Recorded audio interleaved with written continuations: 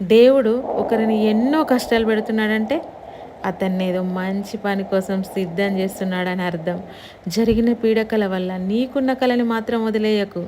ఎందుకంటే ఇక నుంచి నీకు అంతా మంచే జరుగుతుంది. ఇది నేను చెప్పిన మాట కాదు, శివయ్య నాతో చెప్పిన మాట. ఏ రోజైతే నేను శివుణ్ణి పట్టుకున్నానో, పంచాక్షరి జపించానో అప్పటి నుంచి నాకు మంచే జరిగింది. నేను అట్లానే నేను అందరిని శివుణ్ణి కొలవాలని చెప్పట్లేదు. కానీ నమ్మకంతో ఒకసారి శివయ్యను శివయ్య అని పిలిచి చూడండి, తప్పకుండా ఆపదలో మిమ్మల్ని ఆదుకుంటాడన్న నమ్మకంతో మాత్రమే నేను ఈ మాట చెప్పగలను. నేను గంగలోకి వెళ్ళి స్నానం చేసినంతసేపు నేను ఇసుకతో శివలింగాన్ని తయారు చేస్తూనే ఉంటాను. కానీ నాకు ఒక చాక్ పీస్ పట్టుకొని శుద్ధ ముక్క పట్టుకొని ముగ్గు వేయడం నాకు సరిగా ఇప్పటి వరకు రాదు. కానీ నా చేతిలో లింగ రూపం ఎప్పుడు ధరిస్తూనే ఉంటాడు నా శివయ్య. ఇదే నా శివయ్య లీల.